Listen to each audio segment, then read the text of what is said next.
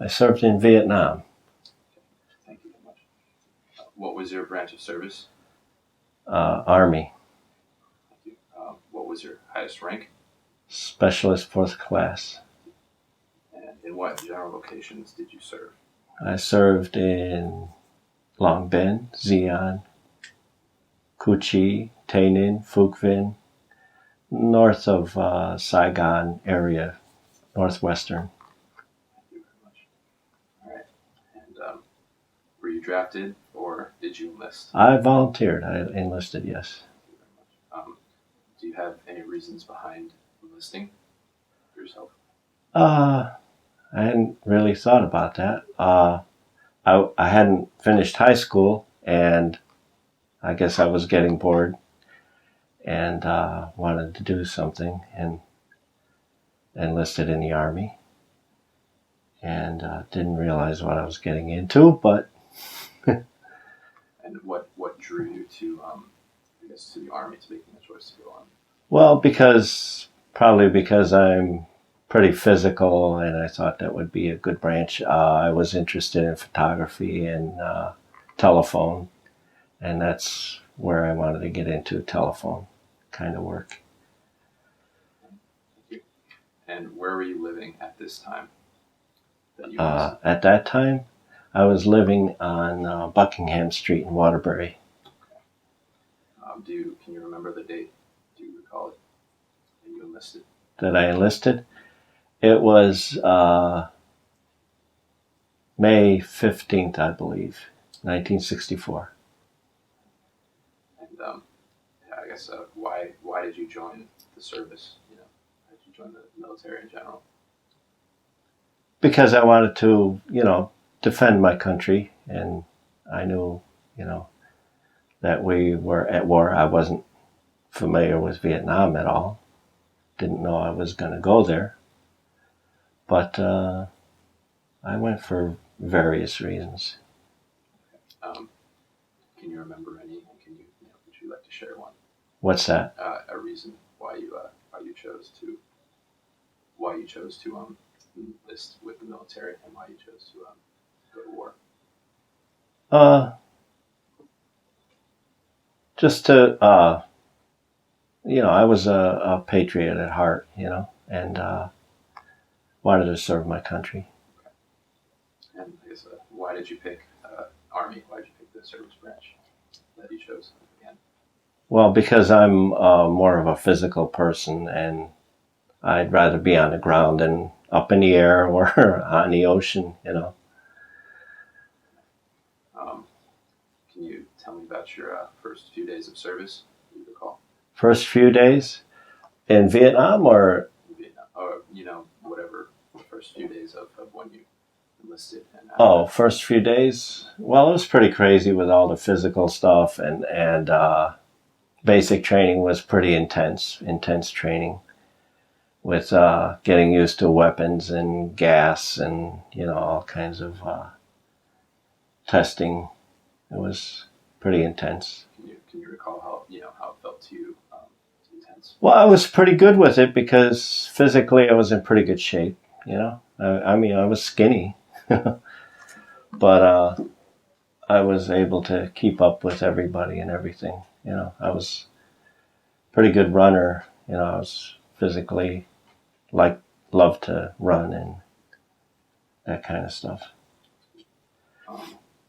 Can you tell me about your boot camp and training experiences? Boot camp and training, yeah, that was what was the most intense stateside. I was in Fort Dix, New Jersey, for basic training, and it happened so fast. I think it was like 3 months, and it was very intense training. It was very quick. I got to know a lot of other guys, and it was a good experience for me. I guess, can you recall, one specific instance in which you had to carry a pack for 50 minutes? Oh yeah, we had to get out early in the morning, like 5 o'clock, and go out and do physical exercise, and we had to go fire our weapons. At the time, I had an M14 weapon. Some guys still have M1 weapons, and some guys were getting issued M16s, I believe, when we hit Vietnam. And those were interesting because I never handled a weapon before. What else I can tell you about that? I don't know. I guess I can ask, how did you feel about, if you've never handled a weapon before, how did you feel about that, starting to handle a weapon more and more often? How did you begin to feel about it? Yeah, I was good with it. I was not a conscientious objector, so I had no problem with if I had to use a weapon, I would use it. Okay. For defending my country or someone who asked us, like South Vietnam.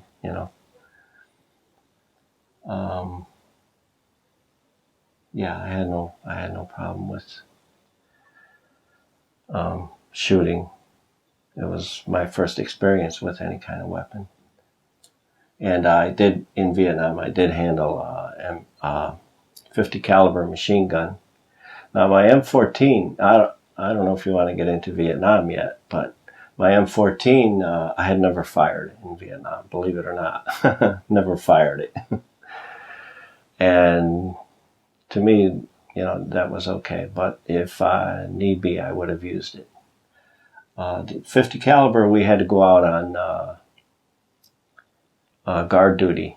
Every so often you would get guard duty, and you'd have a 50 caliber machine gun to guard the perimeter, and you would have to fire a few rounds just to make sure it was going to work if you needed it.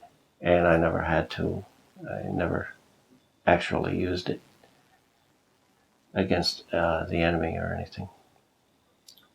So going back, did you carried your M14 with you while you were in Vietnam almost? Oh yeah, everywhere. Yeah, okay. Yeah. Going back again, do you remember your instructors from the boot camp? I remember Captain Chesley.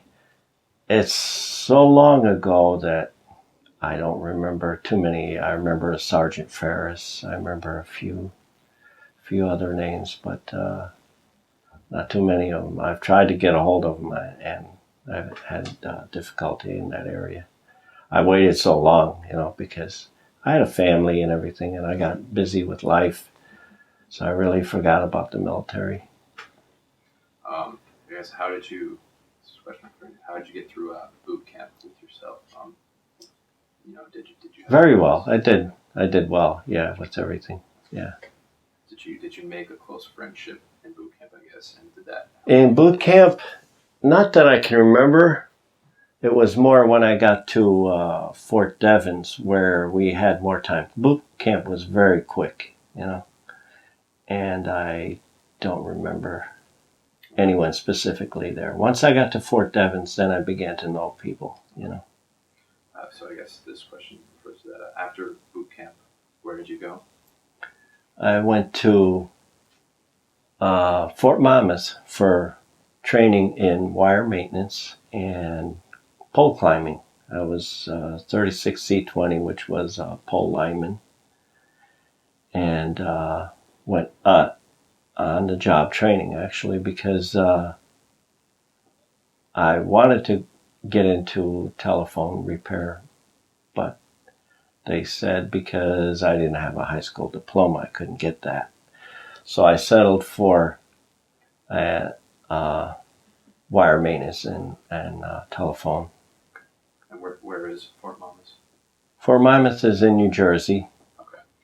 It was a nice base. I also learned photography there because they had a photo lab there, and a friend of mine talked me into buying a 35 millimeter camera, and I did that, and they had the lab there, so we were developing film and enlarging photographs and everything. It was a good experience, all at no cost. was a great experience. I guess what were your first impressions when you arrived there? You said good was one. Yeah, yeah, it was good because I was into music, so I had a portable record player, and I would play Beach Boys and Barbra Streisand, all different, albums of the time, the music of the time, and I took a lot of photographs, and that's where I started taking lessons in drums also, because I like music. So what was your assignment there as well?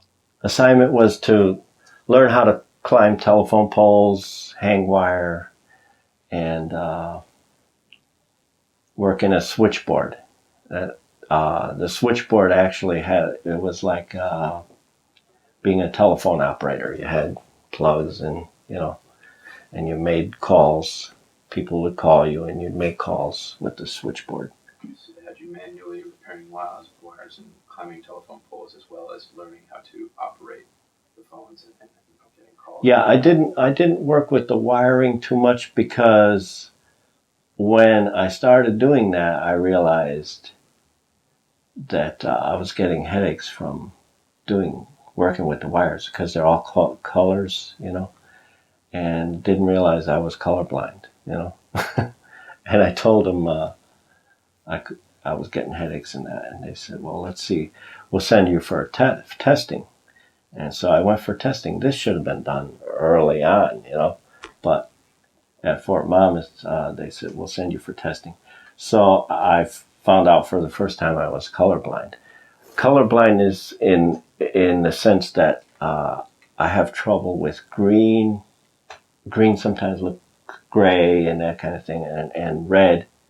I have trouble with those colors. But I see most colors, so I really didn't believe them when they first told me, that I was colorblind. But And after Fort Monmouth, where'd you go? to Fort Devens, Massachusetts. Oh, okay. Yeah. And what did you do there? There we did bivouacking. Fort Devens was an area where you're either coming in country or you're leaving. But I didn't know that either when I was there until they said we were where we were going. And what was your first impression once you arrived at Fort Devens? Oh, it was good. It was a little more laid back. It was a good time also. What I can remember from there was the cold, and we at one point we were issued cold weather gear, Mickey Mouse boots, and all kinds of cold weather gear. And I thought, we're going to Alaska, And this was my third year.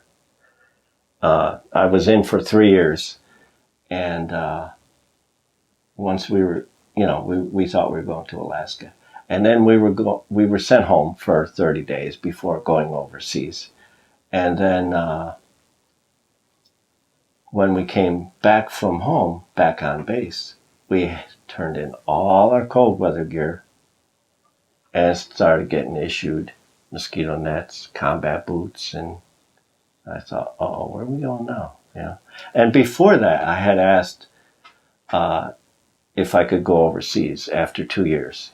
I said, how about, I went to the company commander and I said, could I, get a chance to go overseas? Because, it's kind of boring just cleaning equipment and faking that we're doing our job, And he said, where do you want to go? And I said, well, Germany or Korea, And he said, well, Germany is 2 years. And I said, well, forget that, And I said, how about Korea? And he said, well, if I put you in for Korea, you're going to Vietnam.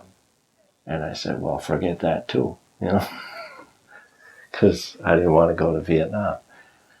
And then before I knew it, our whole unit was going to Vietnam. And that's where we ended up. And this is after Fort Devens. After Fort Devens, right? Yeah. Right. So that was terms of order, you started at Fort Dix, you went to Yes. Fort Monmouth, and then Correct. Fort Devens. Yes. And after Fort Devens was Vietnam. Right. Okay. I guess I'm not sure what this is referring to, but please describe a typical day for you in the service. A typical day. A typical day was get up really early in the morning and go out and do exercises. Then wait in a long line. It was like hurry up and wait to go eat, mess hall, And then it was do whatever, learn whatever we were going to learn for the day. And in between there would be inspections. They had white glove inspections. And what else did we do? We did running. We did a lot of running in that, going with full backpack and everything. Going out for several miles, and that was average day. And is there more to that, after afternoon, evening activities that you... Oh, evening activities, we were pretty much free till about, I think 9 o'clock. I don't know if it was 9 o'clock was curfew or 10 o'clock. I think it was 9 o'clock, kind of early. But that was a great time because, when you're in a barracks with a whole bunch of guys, we must have had 30 guys or so. And there's all types of people, there's comedians and there's, guys that want to play cards and guys that want to do different things. So you could entertain, you could get into whatever hobbies or reading or writing or whatever. And night times was, and when the lights went out, it was still happening. Guys were just goofing and comedians. It was amazing, the group of guys that you get to know and what they like to do and everything, Right. And did you ever see in combat? Yeah, but I like I said, I never used my weapon, but we were snipered whenever we would move anywhere, whenever we moved from location to location. We would set up in an area and they would need us somewhere else, like we went to Zion and we were there for a while. We were hit by actually friendly fire while we were there. It was one round, which was supposed to go over our heads, and it just fell short and it hit our compound. And I wasn't hit, and there was a sergeant who was killed, and there were others who were injured in that. And that was, we had just gotten into that base. So we didn't have sandbag, protection or anything at the time. And I guess it was the captain that realized it wasn't a very good idea for having artillery come over our heads to hit enemy that were small arms fire towards us. I guess they must have picked up that we were just coming in. When this particular incident happened, were you farther away from the compound, or were you on the compound farther from the... Oh, we were usually, with communications, they put you in the center, So you're pretty well protected. We had the 196th Light Infantry Brigade around us, protecting us, so we're pretty fairly protected. But like when we left the compound and went to like Cu-Chi, that was when we were hit again, mortared. And my best buddy got hit with shrapnel, and he was running from his tent to a bunker, and he got hit in transit. And myself, I was working on the switchboard. I was actually working in the switchboard, and I wasn't hit or anything. But they knocked out our communications. And I didn't even realize that at the time that they totally knocked it out. But like I said, it's so long ago, I forget some of the details. Okay, all right. I'm going to have you reiterate. Okay. Please describe, again, a typical day for you in the service. Typical day was get up early in the morning, about, 4:30, 5 o'clock, and hurry up and get dressed and go outside, and we'd have to go do PT, physical exercise, physical training. And it was a good thing to start off the morning with. And then, like I said, we would have to get in line for chow, and it was hurry up and wait. Either hurry up to get there, but you'd be waiting in this long line to eat. And then we would get done with that and go off to uh, we they would find out if we were there or not. They would call out everyone's name, and then you would go for your job training, whatever your job training was. What kind of food did you eat? Lunch and dinner? Yeah, it was. We'd have breakfast, and it was pretty good, decent meals. Not the best, It's not like eating out or anything, but of course.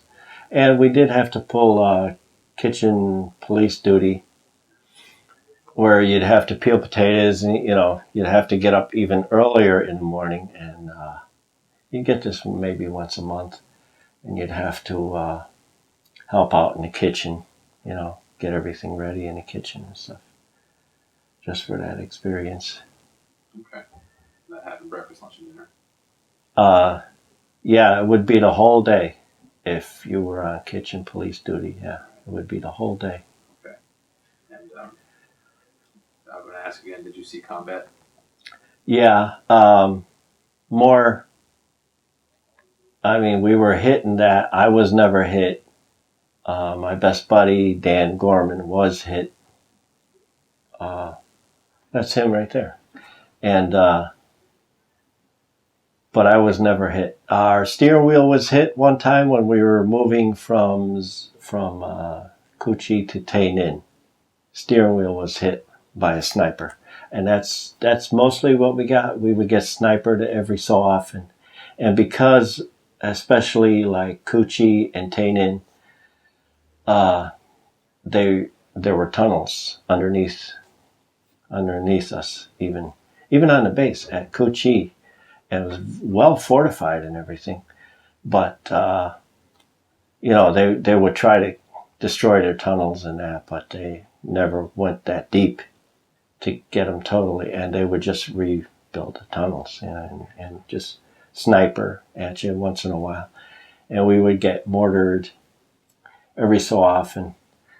Seemed like Friday night was a popular time for them to hit us, And at Kuchi, when my best buddy got hit, it was like after 12 o'clock midnight. And so it was dark and everything, and we were hit pretty good then. A Jeep was destroyed, and a barracks where some nurses were going to be coming in was hit, and they weren't in there yet. And they hit it pretty good. There were about 3 or 4 mortars rounds in there. And but yeah, that's the extent of my exposure to, being attacked or whatever. It was, like I said, we were pretty well protected, by the infantry, and that we were always put central. They put the food and communications in the center, well protected, so. And so it sounds like this was, but were there any casualties in your unit? Yeah, there was a sergeant who was killed, and some others were wounded. Yeah. Were you prisoner of war? No, never. No. Okay. were you awarded any medals or citations? I was just awarded the standard,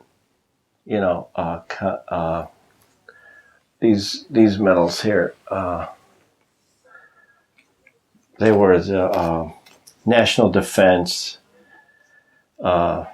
Service Medal, Republic of Vietnam Service Medal, campaign medal. I was part of 2 campaigns because I was there for almost 12 months. So 6 months was one campaign and 6 months was another campaign. They were described historically. And those were common awards. I was not a hero, I didn't receive meritorious medals or anything like that, or bronze stars or anything like that. I never received that. I did get expert with rifle, and that's about it as far as medals goes. Nothing that wasn't common to most military, being in Vietnam. Were you of a high rank? I was no. I started off as a private, then PFC, which was 1 stripe, and then corporal would be 2 stripes. I was equal to a corporal, but I was a specialist, so I was specialist 4th grade. Okay, so you didn't have any battle planning that went on? For me, no. Okay. And did you sustain any injuries? No injuries. Okay. The only injuries I might have gotten was from like being in Cu Chi, and they have heavy artillery there, and just the explosions, were kind of deafening. You'd want to cover your ears, but no injury otherwise. And at the time, how did you stay in touch with your family? I wrote to them. Mm-hmm. Did you write often? Not too often, maybe once a month, just to let them know I'm alive and okay, and I couldn't really say where I was or anything, And I guess I'd like to go back and ask, what was the food like? The food was decent, in Vietnam, it was powdered eggs. If we had eggs, it was powdered, But we had sea rations, in the can, and we would heat them up however we could. But we had a kitchen, available and everything. So they did cook meals and everything in buckets and all that. And, food was prepared well and everything, When you moved, did you have MREs for yourself on days? No, in Vietnam, we didn't have the MREs. They weren't, in a package where the package would heat it up or anything like that. We didn't have that then. We had the sea rations. It would come in a box, And did you have enough supplies? Did you ever run out at any point in time? Never had any problems with supplies. Yeah, we always had whatever we needed. Yeah. I guess, did you feel the pressure or the stress being over there? So how did you handle it yourself? Well, the first day I got to Vietnam, they tell you all kinds of stories. Your plane's going to be shot at and coming in and all that stuff. And so the first night, we didn't get much sleep because we knew we were in Vietnam, and we didn't know what to expect and all that. It was pretty quiet that first night in Vietnam. But the way I handled stress was I went to the servicemen's club. They had a servicemen's club, and you could have, you could drink if you wanted to drink, and they would have, snacks and that, and in the last place I was in, Phuc Vinh, it was a pretty well built up place, and they had a servicemen's club with instruments. They had, drums. I practiced on the first set of drums I ever played in Vietnam.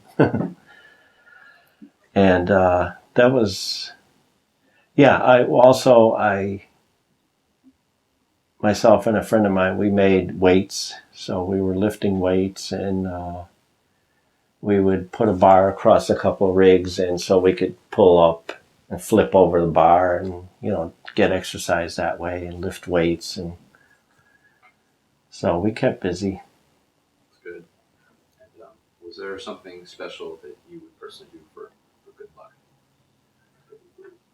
For good luck? No, nothing. Routine, no, What's that? no routine, no chant, no like rabbit's foot, no nothing. No, I was never superstitious or anything like that. No. I guess while you were there, how did you entertain yourselves among the groups? You named Oh, we cards. would play music. I mean, like I said, I had portable record player, and I had my camera. I had a Petrie Flex 7, which I bought in Fort Devens, and used that throughout my time in Vietnam. I would take a lot of pictures, as you can see. And I don't know what else we did. We went to the Servicemen's Club, and I went to town. I did get to know the Vietnamese people. They were very nice people. I mean, they wanted to be free. They wanted to have the same freedoms we had, and they led simple lives. They worked in rice paddies. They worked in on the rubber trees. You would see in transit just lines and lines of rubber trees, and that's actually where Michelin rubber tires came from. The French started doing that. I guess Michelin, it sounds like a French name, right? Were there any entertainers? Oh yeah, Bob Hope did a couple shows over there.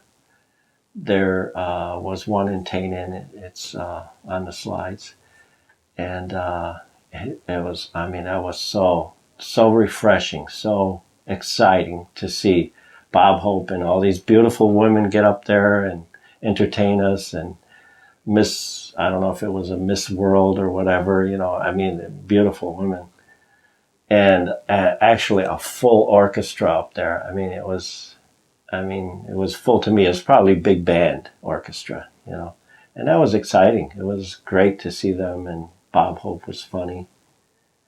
It was a great time. Good. Did you happen to see any USO shows while you were up there? One of the things where Bob Hope, that was a USO sponsored thing, and we did have, even while we were in Japan, there was a USO thing there that we went to, a club dance kind of thing.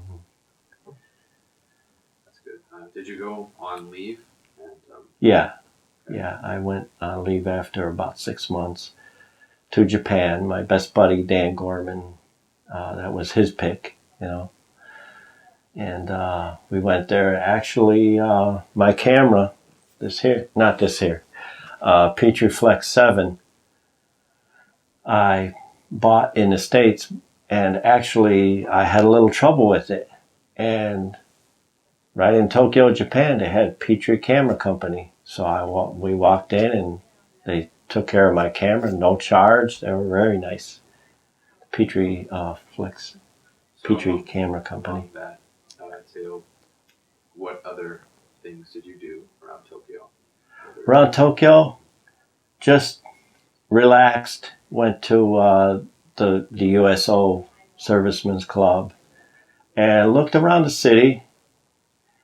And it was Tokyo. I mean, was very, very, very bright colors. You know how you go to most cities and everything is gray. But in Tokyo, Japan, everything was bright yellow and red and blue, and I guess being partially colorblind, it was more appealing to me, because otherwise, I'd see gray. I'd see gray around most of the cities. Did it ever get overwhelming to you? Even though seeing all that color at one point, just for yourself. Well, it was pretty interesting. Yeah, it almost was overwhelming. Because you don't expect that. You don't expect bright colors like that. You think the more time you spent there, the feeling lessened and you were more adjusted to it. Did you feel that as you went on and you spent your couple weeks there in Tokyo? Yeah, like I said, it was a very. It seemed like only 3 or 4 days instead of a couple of weeks, and I felt uncomfortable after a while, because I wasn't home or wasn't on base or whatever, and you had to be careful, because there were people trying to, flim flam you or whatever. But my buddy was pretty sharp with that, so he said, "Let's not do this, let's not do that." So we did well. So I guess in addition to leave, any other times you can remember, do you recall any particularly humorous or unusual events? You can share a few. Oh, even before I was in Vietnam, there was a guy that I wish I could remember his name. It's just been too long. But he was comical, and he learned Bill Cosby's routines, and I began to do the same thing, because it was funny. Bill Cosby's routines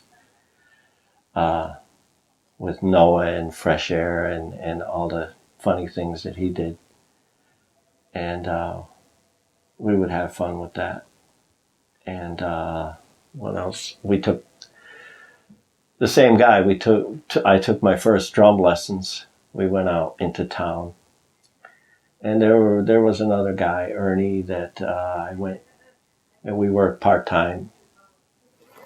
After hours, we went to work for a restaurant on the boardwalk in New Jersey, Asbury Park, New Jersey, and that was a good experience too. And he actually taught me how to drive a standard car because I was young. I was 17, 18 years old. I didn't even have my license then. But yeah. I guess if I can ask you to dig deeper and find anything else, anything funny to you, apart from the Bill Cosby. Yeah, there was this other guy that could mimic guys, and he mimicked like the master sergeant or captain or something, and we'd look, we and it was him goofing off, it was funny. He would really get us sometimes, and in fact, the captain was impressed with his skill, and said, "Go ahead, let me hear you," that kind of thing. And it was good. You guys had a couple of pranks. Did you pull any pranks? What were they? No, I didn't personally because I wasn't into that kind of thing. But there were guys that were short sheeted, and they fold up the sheet and fold it under so that you try to get in bed and you can only get halfway in your bed, And one guy got in trouble, and he was woken up with water, it was warm water, and put his hand in warm water, and all kinds of little tricks like that. But nothing serious, nothing to really hurt anybody. Yeah, I don't remember any serious pranks. Sure. Okay. Anywhere? Do you remember any serious pranks while you were in Vietnam? While you were even Fort Dix in training camp? No, nothing other than what I already stated. Nothing I can remember. What did you think of the officers and your fellow servicemen? They were good officers. From the ones that I was exposed to, they were good officers. One thing I can remember when we first got on base at Fort Dix, it's just like you would see in the movies where you get off the bus and these sergeants are just cursing at you, and making you feel like, and they get you moving, and they would just harass you, That's was the term then, harass. And they'd have anybody in rank over you would tell you, get down and give me 10 push-ups or whatever, and you'd have to do it, because they're over you in rank. That's one thing about the service. It was very, rank was respected, authority was highly respected, Did you ever keep a journal, like notes, diary of your time there? No, not at the time, not while it was happening, not until even long after I was out of Vietnam did I start to write things down, All right. Ron, where were you when your service ended?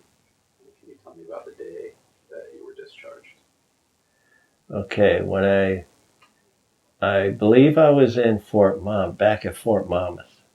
I had gone from Vietnam to Alaska to Hawaii, and I think there was somewhere else. I don't know if it was the Philippines before Alaska. I don't know, but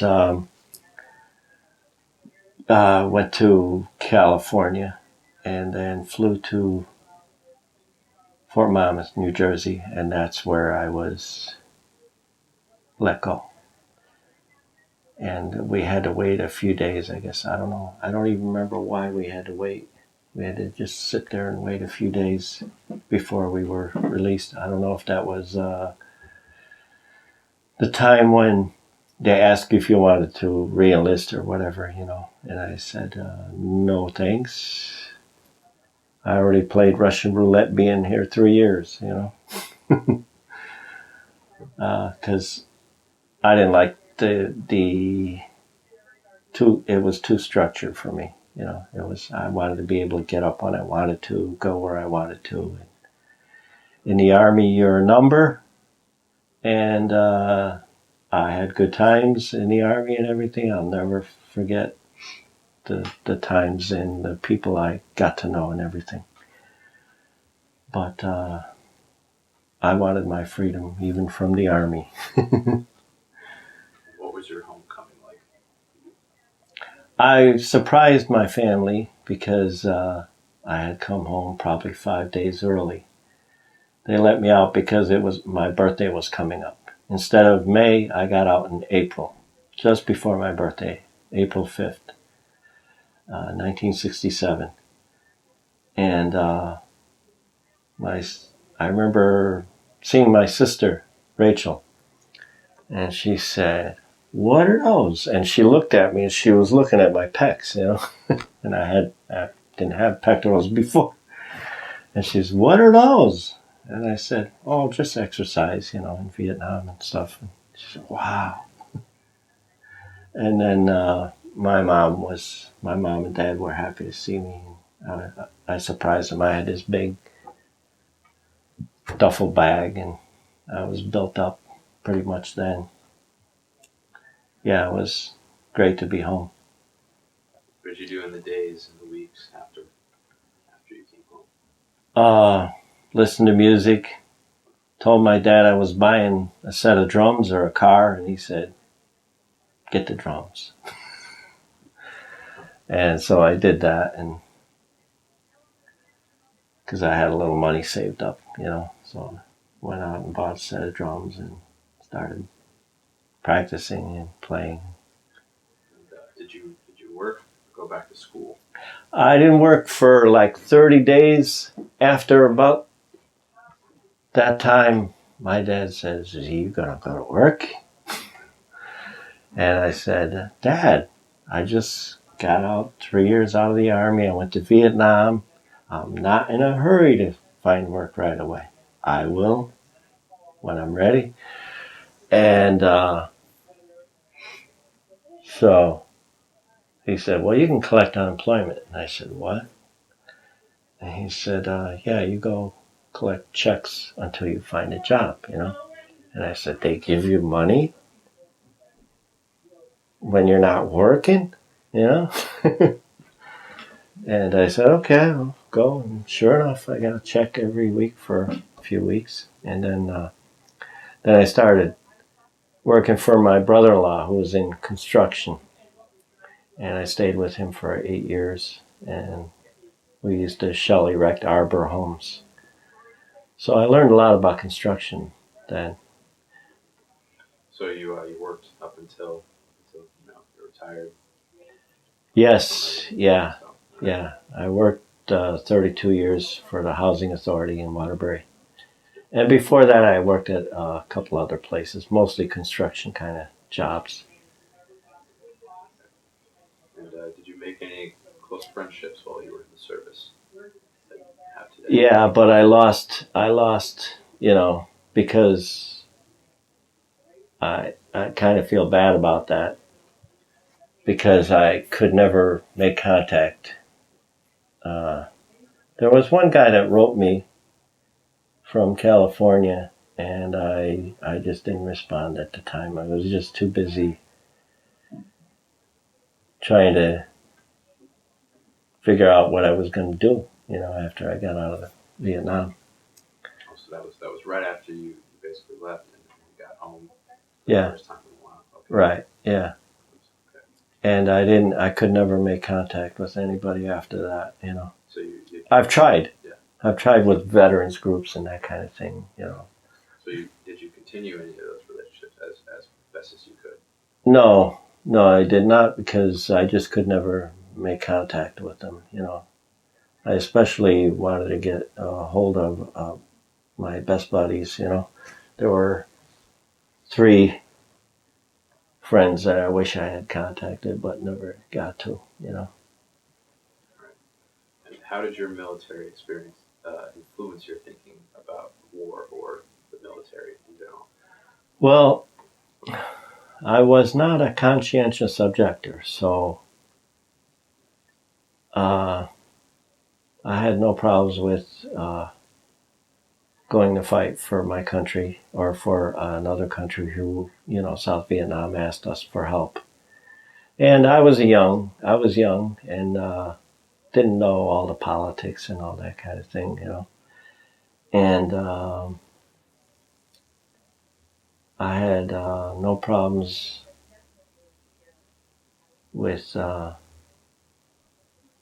being, you know, being in the military or anything. I would have done what I had to do, and I did my job and served my country. I guess nowadays, how do you feel about the military personally, not just pertaining to you? Well, I know it's really radically changed. I mean, we didn't. When I was in, you had waves and wax. You had the women totally separate and from the men. And now, it's almost, it sounds like co-ed kind of stuff, and I imagine some of the women are even having a difficult time with that. And you get good guys and you get bad guys. Same thing in Vietnam. I mean, there were guys over there that were kind of rough, but basically, I mean, most guys wanted to do their job and protect themselves and other guys around them and that. And that's the way I felt. I wasn't looking to kill anybody, and I never had, thank God. But I mean, I felt bad for even the Vietnamese because eventually we gave it up, and I think that that was a shame in a way because they really wanted to be free, the South Vietnamese, and we tried to help them do that. And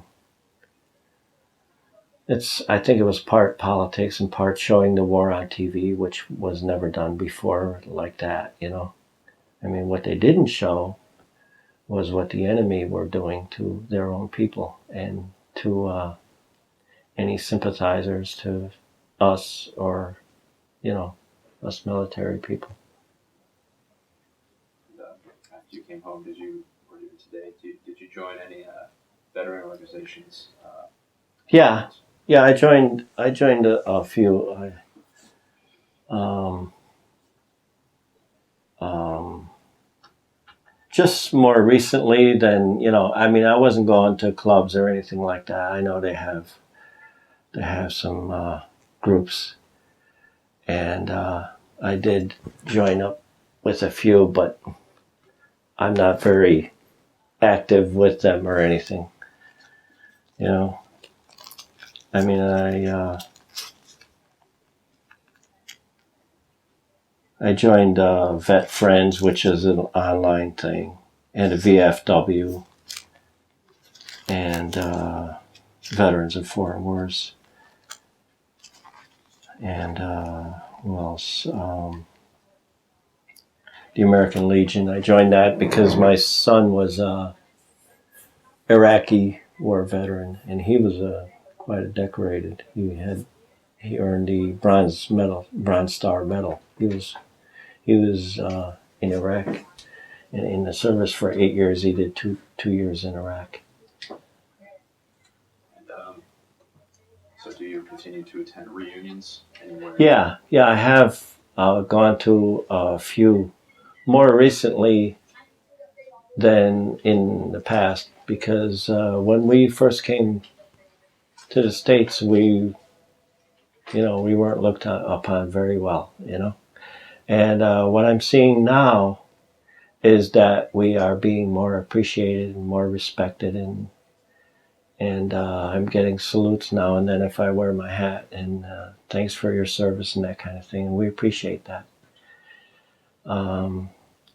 There are times when you go to some of these meetings that you get a tear in your eye because people care, They care now.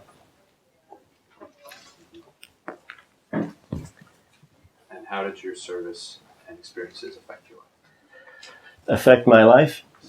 It was good because it taught me discipline. It taught me respect for authority and discipline, and got me rising up early in the morning and realizing that there were responsibilities, And before I was in the Army, I didn't care a whole lot about all that stuff. Other than what you learn from your mom and dad for respect and that kind of thing, and love, and I got married and had 7 kids, and I have 10 grandchildren now. So,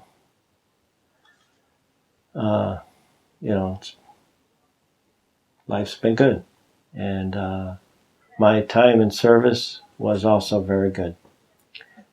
I don't know if I'd recommend it today, because of some of the things that you hear and see and that. But it really depends on you, because what you want to make of it and what you want to do. If you want to use your time wisely and do the right things and all that, Is there anything you would like to add that has not been covered in this interview? I don't know. I think I've covered pretty much everything. Not off the top of my head. I can't. Every once in a while I get a little thing saying, did I mention this? Did I mention that? But I think I've pretty much covered everything. All right, then I'd like to thank you for your service and also for taking this time to be interviewed today. Thank you very much. And I salute